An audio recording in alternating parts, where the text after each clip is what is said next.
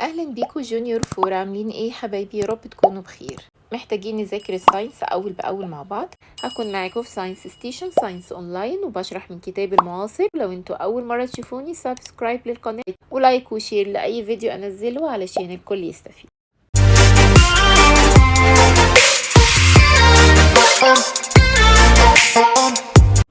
يا رب نكون ذاكرنا lesson 2 part A كويس جدا، ويلا بينا على الاكسرسايز بتاعته.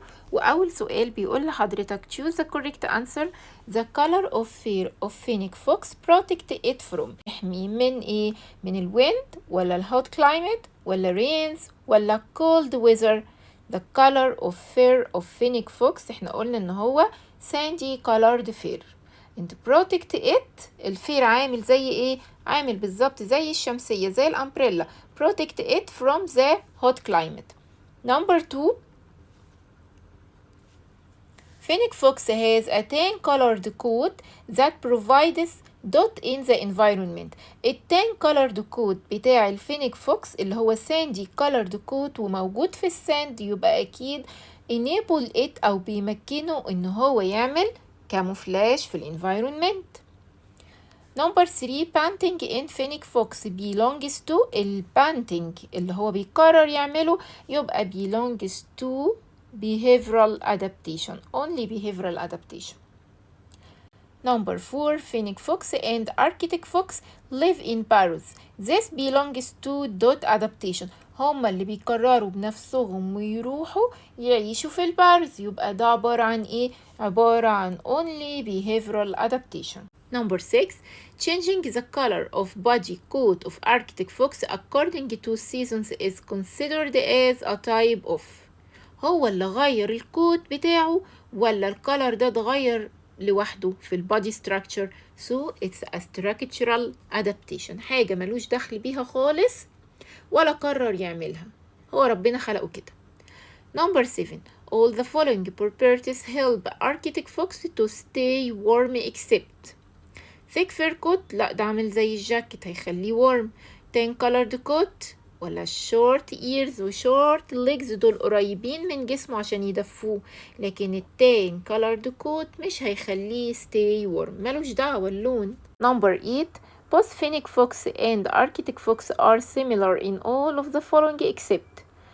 يعني هما متشابهين في كل ده except حاجة واحدة بس. they live in the same habitat. معقول؟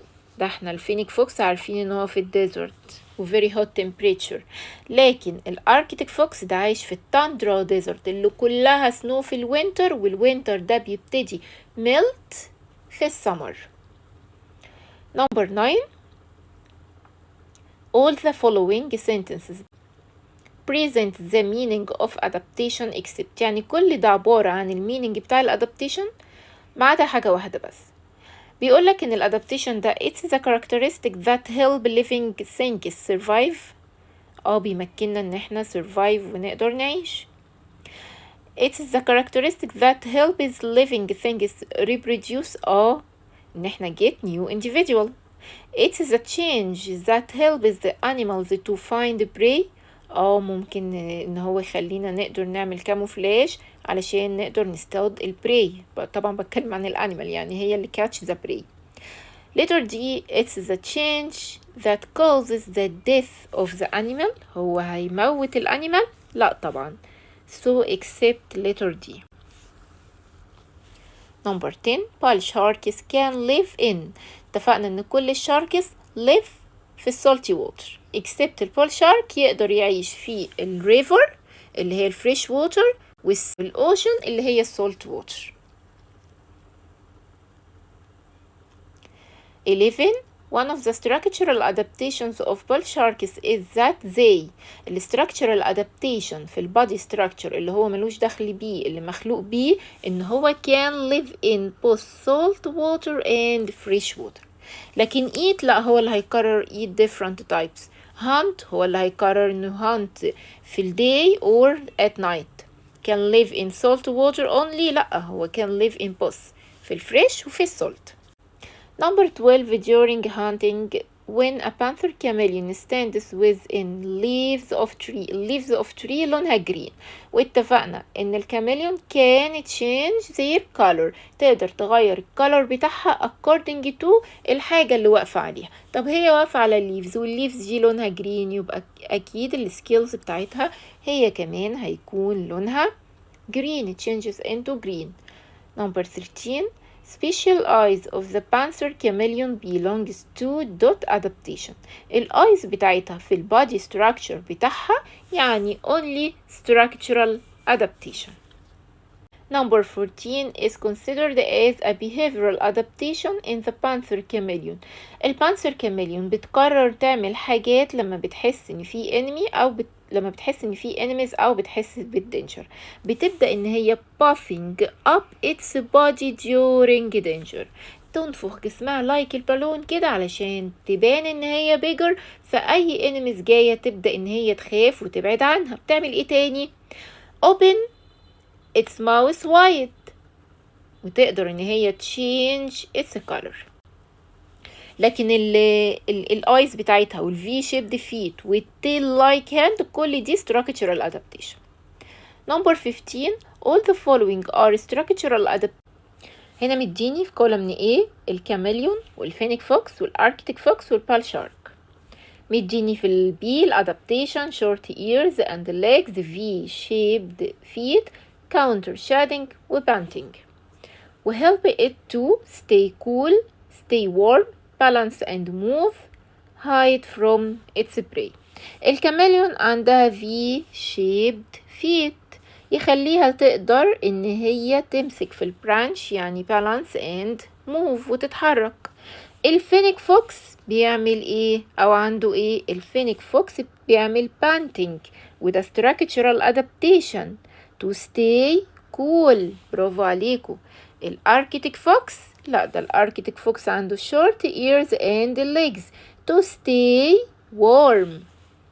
البال شارك عنده counter shading وده اللي بيخليه hide from its prey. يبقى number 1 هتكون B و C. number 2 هتكون D و E. يا ريت ما ننساش نشترك في القناة ونفعل الجرس ونحل مع بعض في الكتاب. number 3 هتكون letter A and B. و number 4 هتكون C and D. بعد كده بيقول لي true false. number 1 living organisms can adapt their environment conditions through structural adaptation and behavioral adaptation. يعني نقدر ان احنا نتأقلم مع الانفايرمنت اللي حوالينا ظروفها، سواء بقى hot temperature cold temperature اي condition حوالينا نقدر ان احنا نتأقلم معاه من خلال structure او behavioral adaptation. true. number 2 the behavioral adaptation is a change in the body structure. behavioral تغيير في البادي structure، ده البادي structure دي حاجة من عند ربنا حتى من اسمه، يبقى structural adaptation هتكون طبعا false. number 3 when the snow melts in polar regions the thick fur coat arctic fox turns black. هو احنا قلنا turns black؟ لا، احنا قلنا turns brown not black، هتكون false. number 4 the ears of arctic fox are larger than those of fennec fox. الاركتيك فوكس محتاج ان الايرز بتاعته تكون short والليك short قريبة من البادي بتاعه to keep its body warm. لكن الفينيك فوكس لا، ده موجود في الهوت temperature ومحتاج ان الايرز بتاعته تكون extra large وبعيدة عن جسمه علشان يقدر lose the temperature through it and cool its body. هتكون طبعا false لأنه هنا عكسلي. number 5 fennec fox stays in burrows during day while arctic fox stay in burrow during night. طيب الفينيك فوكس موجود فين؟ في الديزرت، والديزرت very hot temperature، يبقى at day بيكون ايه او during day بيكون hot temperature والsun طالعة وفي sunlight وsun rays بتعمله بتزود التمبريتشر، فهيبدأ يستخبى في البارز علشان stay ايه cool. لكن الاركتيك فوكس بالليل at night التاندرا ديزرت بتكون very cold temperature، فبيبدأ إن هو يروح للبارز علشان stay warm. So number 5 هتكون true. Number 6 both Finnick and Arctic fox can eat insects, fruit, plant roots and the remains of other animals prey. هو بياكل اي حاجة تقابله عشان هو موجود في الديزرت، ممكن يوم يلاقي اكل وممكن اسبوع ما يقعد ما يلاقيش اي حاجة ياكلها، فاي حاجة هتقابله هياكلها. Number 7 Finnick fox has sandy colored fur to help it make camouflage. الفينيك فوكس عنده sandy colored عنده sandy colored وبيمكنه ان هو يقدر يعمل camouflage. Number 8 Arctic fox lives in tundra while Finnick fox live in hot desert. True طبعا. Number 9 Panting and staying in barrels are considered behavioral adaptation in Finnick fox. هو اللي بيقرر يعمل panting بنفسه وهو اللي بيقرر stay في البارز، يبقى ده behavioral adaptation. True. Number 10 All types sharks live in fresh water. كل الشاركس، كل التايب من الشاركس بتعيش في الفريش؟ لا، دي كلها بتعيش في السولت اكسبت مين؟ البال شارك يقدر يعيش في السولت اند الفريش. Number 11 if a bull shark moves from a river to sea it will die. ليه؟ احنا لسه قايلين ان هو كان live in both الاتنين، سواء كان في السولت or الفريش ووتر. Number 12 bull shark uses counter shedding camouflage to sneak up on its prey.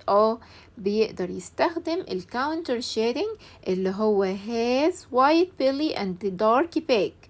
dark back white belly هو ده الكاونتر شيدنج بتاعه. نرجع للفيديو نسمعه ونسمع شرح الكاونتر شيدنج.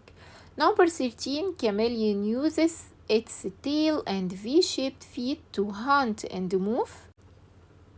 Number 13 true، ده يعتبر structural adaptation ربنا خلقها بيه. Number 14 the panther chameleon has teeth and claws. لا، ده ما عندهاش لا teeth ولا claws يا حرام. Number 15 stirred agama lizard use one of its eyes to search. stirred agama lizard؟ لا خالص، دي البانثر chameleon. Complete الانيمال its adaptation structure or behavioral adaptation.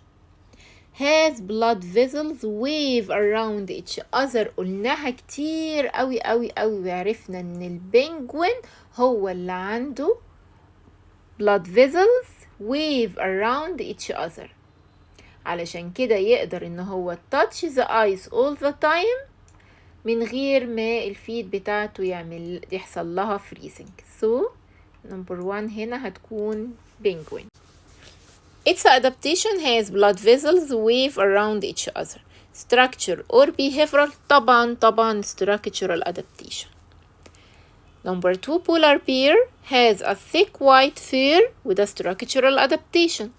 Number 3 dot fox changes the color. اللي موجود فين؟ موجود في التندرا ديزرت اللي هو الاركتيك فوكس، ما نتلخبطش. Arctic fox change the color of its fur and this is a structural adaptation. Number 4 dot fox hiding inside barrows to stay cool. بيستخبى في البارو عشان يفضل cool، يبقى أكيد عايش في الديزرت وعايش في الهوت temperature، وده طبعا act أو سلوك أو حاجة هو اللي بيقرر يعملها بنفسه، يعني behavioral adaptation. طيب هو مين؟ الفينيك فوكس.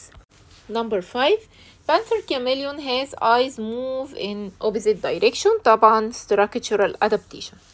بعد كده سؤال الكومبليت وبيقول لحضرتك البانثر chameleon is from dot that are an ancient type of animals. البانثر chameleon من reptiles. Number 2 the chameleon the camouflage strategy of bull shark which help it to sneak up on its prey is called counter shedding.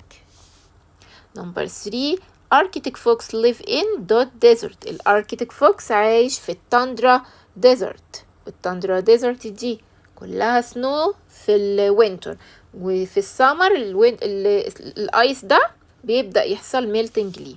Number 4, Fennec fox cool its body by dot as it takes up to 700 breaths per minute. بيعمل ايه؟ بيعمل panting، وده طبعا structural adaptation. Write the scientific term. ودايما بقول لكم السؤال المحبب لقلبي الساينتفك تيرم اللي عامل زي الفزورة. لو سمحتوا منساش نشترك في القناة ونفعل الجرس ونعمل شير للفيديو. Number 1 بيقول لي a change in the body structure of living organism. قلنا change في البادي structure دي كي وورد، كلمة أساسية أشوفها أول ما أشوفها أعرف على طول إن هو structural adaptation. تمام؟ اتفضلوا بقى انتوا اكتبوها لي في الكومنتس structural adaptation. Number 2 change in the behavior. وقلنا كمان ان الكي وورد هنا behavior أو act على طول يبقى behavioral adaptation. Number 3 a type of foxes has a tan colored fur أو sandy colored fur وبيعيش في الهوت temperature في الساند في الديزرت يبقى الفينيك فوكس. Number 4 a way by which fennec fox cool its body like dog. هو بيعمل ايه؟ هو بيعمل panting like dog علشان cool its body. Number 5 a type of fox that change its fur color between winter. بيكون white في الوينتر، قلنا W white في الوينتر and summer season بيكون brown في السمر، ده الاركتيك فوكس. Number 6 a lizard that has different bright colored scales to provide camouflage in its environment and has V-shaped feet. سمع حد فيكم بيقول panther chameleon. برافو. Number 7 a shape of feet by which panther chameleon holds tightly to branches of tree. هو البانثر كاميليون الشيب بتاع الفيت بتاعتها اتفقنا ان هو لايك الفي عامل زي حرف الفي يبقى V shaped feet. Number 8 a feature in the bull shark in which the upper surface of its body darker than its lower surface counter shading. بعد كده سؤال complete. Number 1 waving of blood vessels around each other in penguins feet is considered. الويفنج بتاع البلاد فيزلز اتفقنا ان هو طبعا structural adaptation والبنجوين ملوش دخل فيه خالص، هو ربنا خلقه كده في البادي structure so it's a body او structural adaptation. while migration of birds لما البيردز بقى بتقرر ان هي move from one place to another place تهاجر وتتحرك من مكان لمكان يبقى ده behavioral adaptation، هي اللي قررت ده بنفسها، وده سؤال جاي في اكزام نخلي بالنا. Number 2 tan colored coat in fennec fox is considered طبعا ايه structural adaptation، ربنا خلقه بالكولر ده في الكود بتاعه. while it's panting لما هو بقى بيقرر يعمل panting بنفسه يبقى ده عبارة عن behavioral adaptation، حاجة هو قرر يعملها بنفسه. Number 3 among animals that live in hot environment are fennec fox وعايش في الهوت ديزرت، while dot foxes live in cold environment اللي عايشين في التندرا ديزرت اللي هم مين؟ الاركتيك foxes. Number 4 extra large ears allow heat to escape to cool the bodies of. مين اللي عنده extra large ears؟ الفينيك فوكس. while short ears leg help the dot foxes to stay warm. ومين اللي short ears عنده short ears و short legs علشان تبقى قريبة من جسمه و keep its body warm؟ الاركتيك فوكس. Number 5 short ears of Arctic fox is considered short ears. هو عمل الودان بتاعته short ولا هو مخلوق بيها في البادي structure؟ so structural adaptation. لكن staying in Paris لما بيقرر يفضل في الجحور بتاعته عشان stay warm ده يعتبر behavioral adaptation، هو اللي قرر يعمله بنفسه. Number 6 a parrot is an excellent place for the dot fox to stay warm. مين عايز يبقى warm؟ اللي عايش في cold temperature اللي هو الاركتيك fox at night. and for the dot fox to stay cool during day. مين اللي عايش في الهوت temperature وعايز cool its body في during day بالنهار؟ أكيد الفينيك فوكس. يبقى هتكون الأركتيك فوكس والفينيك فوكس. Number 7. The fur color of Arctic fox is dot in winter. قلنا W white in winter and turns into brown in summer. Number 8. The chance of bull shark to find a prey is more easier in dot water than in water. اتفقنا ان الشاركس كلها عايشة في السالتي ووتر. مين اللي يقدر can live أو adapted to live in both together سواء كان في الفريش اور السولت البال شارك؟ علشان كده ما بيبقاش في competition عالية، ما بيكونش في شاركس كتير تنافسوا على الأكل. يبقى بتكون easier in fresh water than in salt water. Number 9. Counter shedding strategy of the bull shark is considered dot adaptation. إن هو عنده إيه؟ dark back and white belly، ده عبارة عن structural adaptation. الآيز بتاعت الكاميليون move independently، يعني واحدة ممكن تبص right واحدة ممكن تبص left، واحدة up وواحدة down. This considered إيه؟ structural adaptation، مخلوقة بيه. الكاميليون puffs up its body with air for defense which is considered dot adaptation. لما هي buff البادي بتاعها، لما بتنفخ البادي بتاعها بالاير، ده يعتبر behavioral adaptation، حاجة قررت تعملها بنفسها. while it's V-shaped لأ، الفيت بتاعتها بقى دي مخلوقة بيها structural adaptation. أسئلة الجيفريز مهم جدا جدا، ودايما بكرر ان حضرتك لازم تقراهم من كتاب الاسسمنت بوك اللي بيبقى موجود مع كتاب المعاصر. كمان بنزل اختصارات ليهم، ياريت تتابعوني على جروبات الواتس. For number 1. Fennec fox has a tan colored coat. مش احنا متفقين ان الفينيك فوكس ده عايش في الديزرت، والديزرت كلها ساند، وتان colored coat او ساندي colored coat بتمكنه ان هو hide in a sandy rocky environment، وكمان protect from the sun. طيب ازاي؟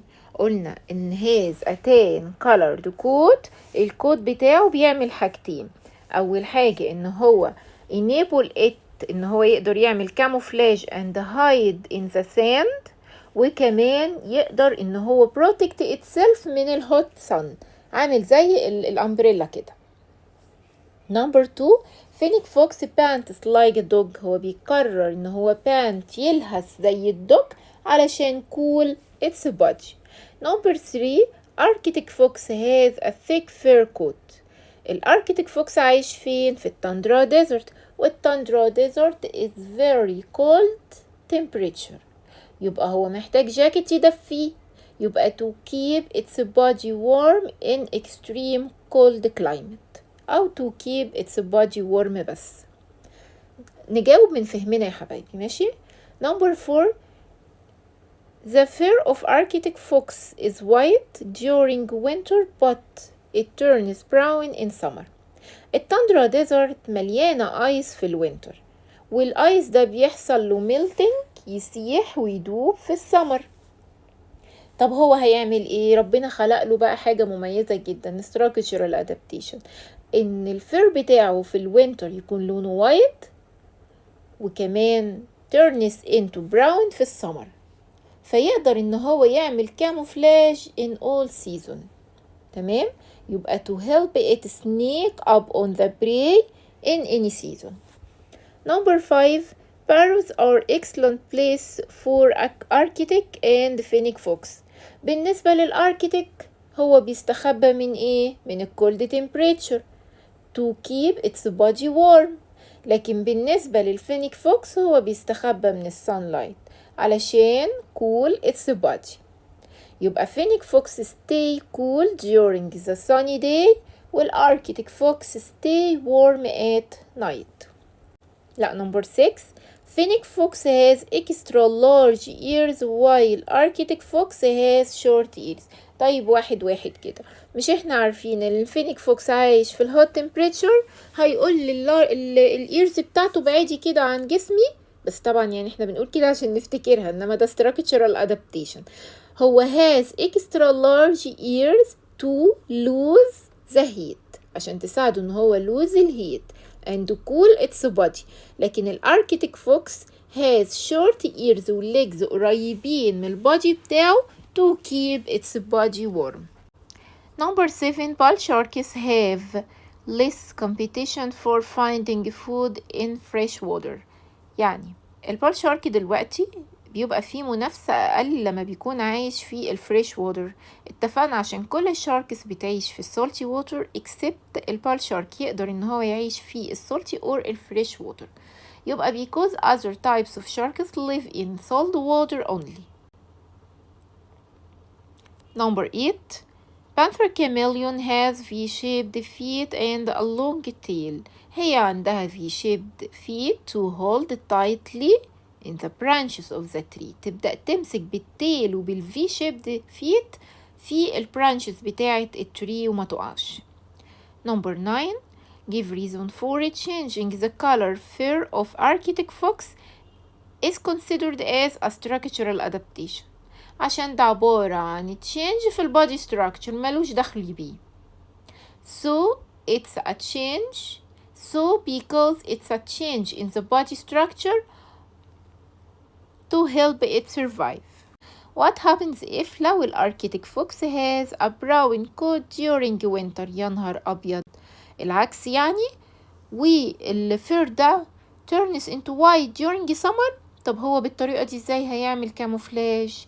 ازاي blend in with the snow في الوينتر؟ So it can't hide from the prey in winter or summer. Number 2, what happens if the fennec fox has a short ears؟ يا نهار أبيض، تبقى قريبة من جسمه كده، ده هيفضل متضايق و can't cool its body. Number 3, the sense of hearing becomes weak in foxes. طب الفوكس ده عايش في الديزرت، والديزرت كلها danger، ومحتاج يكون عنده sense of hearing، sharp sense of hearing. طب لو هي بقت weak ايه اللي هيحصل؟ they can't hunt easily، مش هيقدر ان هو يصطاد بسهولة. Number 4, Arctic fox has only white coat during all seasons of years. هنا بيقول لي ايه اللي هيحصل لو الاركتيك فوكس has only white coat؟ طيب لما الايس ميلت يسيح والتندرا ديزرت تبقى ديزرت عادية، مش هو كده مش هيقدر يعمل sneak up on the prey؟ يبقى it can't sneak up on the prey in summer. Number 5, both eyes of panther chameleon move in one direction only. يبقى مش هتقدر ان هي hunt its prey and avoid becoming a prey at the same time. هي ممكن hunt ممكن avoid، لكن الاتنين تعملهم في نفس الوقت لأ. So panther chameleon can't hunt، ما تقدرش تصطاد وتتجنب اي enemies جاية، تتجنب ان هي تكون prey. تمام. Number 6, panther chameleon is exposed to danger. بتعمل ايه اول ما بتحس بالخطر؟ puffs up its body with air، بتملى جسمها بالاير وتبان bigger علشان تخوف الانيميز اللي قدامها. كمان open its mouth wide and change the color of its scales، وكل ده behavioral adaptation بتقرر تعمله بنفسها. out the odd word. البنجوين، بولار بير، فينيك فوكس، اركتيك فوكس. طب البنجوين والبولار بير والاركتيك فوكس كل دول الهابيتات بتاعهم اركتيك ريجن، لكن الفينيك فوكس لا، ده حضرتك موجود في الهوت ديزرت. فينيك فوكس، ستيرد اجمال ليزرد، بانثر كاميليون، بال شارك. طب الفينيك فوكس والستيرد اجمال ليزرد والبانثر كاميليون الهابيتات بتاعهم اون لاند، لكن البال شارك لا، ده حضرتك موجود في الواتر. Number 3, panther chameleon, polar bear, phoenix fox, arctic fox. طيب نفكر مع بعض، البولار بير والفينيك فوكس والاركتيك فوكس عندهم فير على البادي بتاعهم، لكن البانثر كاميليون لا، ده البانثر كاميليون has scales on its body، يبقى طبعا هيكون البانثر كاميليون. عايزين نقارن بقى الهابيتات بتاع الفينيك فوكس والاركتيك. الفينيك فوكس عايش فين؟ في الهوت ديزرت. الاركتيك لا، ده الاركتيك عايش في التاندرا ديزرت اللي كلها ايس في الوينتر. يبقى هنا هوت ديزرت والاركتيك كولد ديزرت. الكالر اوف فير في الفينيك فوكس الكالر تان colored coat، لكن في الاركتيك بيكون white during winter and brown في السمر. طبعا انا كاتبالكوا اختصارات عشان المكان، white في الوينتر وبراون في السمر. بعد كده shape of ears في الفينيك فوكس الايرز بتاعته extra large، لكن الاركتيك فوكس short. التايم اللي هيدخل فيه الباروز بتاعته، عارفين ان الفينيك فوكس موجود في الهوت ديزرت، يبقى عايز stay cool at او during day، لكن الاركتيك فوكس عايز stay warm at night. يبقى الفينيك فوكس enter هيدخل الباروز بتاعته during sunny day، لكن الاركتيك at night. يلا بينا بقى نحدد ده structural adaptation ولا behavioral adaptation. number 1 بيقول لي 10 colored coat of phoenix fox، دي حاجة في البودي structure، so structural adaptation. number 2 living of arctic fox in Paris، هو اللي قرر بنفسه يروح يعيش في الباريس، يبقى على طول behavioral adaptation. living of bull shark in both salt water and fresh water، هو البودي بتاعه adapted مهيأ ان هو يعيش في الفريش او السولت water. so in the body structure it's a structural adaptation. counter shading of bull shark structural adaptation في البودي structure. ال V-shaped of feet of panther chameleon، هي اللي عملت الفيت بتاعتها بالفي شيب ده ولا ربنا خلقها كده؟ طبعا ربنا خلقها كده، يبقى structural adaptation. number 6 change the color of panther chameleon scale in danger cases، لما بتحس ان في خطر بتبدأ تغير السكيلز بتاعتها، اللون بتاعها بتقرر، يعني behavioral adaptation. بعد كده بيقول لي give only example of behavioral adaptation in each of the following. اول حاجة الفينيك فوكس هو بيقرر يعمل ايه؟ pants like dogs to cool its body. عايزة اقول اي حاجة هو بيقرر يعملها يبقى behavioral adaptation. الستيرد اجمل ليزر بتدور على shaded area. البال شارك يقدر ان هو hunt during day or at night. البانسر كاميلين قلناها كذا مرة بتعمل 3 حاجات، اختار منها اي حاجة. ممكن اقول ان هي puff up its body with air، ممكن اقول ان هي change the color of scales، ممكن اقول ان هي open its mouth wide. السؤال نمبر 14 جايب لي animal وبيقول لي هو النيم بتاع الانيمال ده ايه، والانيمال ده موجود في السيزون. بصوا انا سهلها لكم تمام، وعايزه اشوف الاجابات موجوده في الكومنتس. طبعا ده الاركتيك فوكس يا حبايبي، واتفقنا ان الاركتيك فوكس بيكون لونه وايت في الوينتر and turns into brown في السمر. عرفنا كمان ان هو live in tundra desert. التندرا ديزرت بتكون في الوينتر كلها سنو، كلها ايس. بيبدأ في السمر الايس ده ميلت وترجع ديزرت عادية، بس برضو بتكون كولد ديزرت. طيب ربنا خلق له structural adaptation اللي احنا اتفقنا عليه ان هو وايت في الوينتر وبراون في السمر. ليه؟ علشان يقدر ان هو sneak up on prey in any season. بيتهيالي كده السؤال وضح، وهستنى اجاباتكم في الكومنتس. وثانك يو برايمري 4.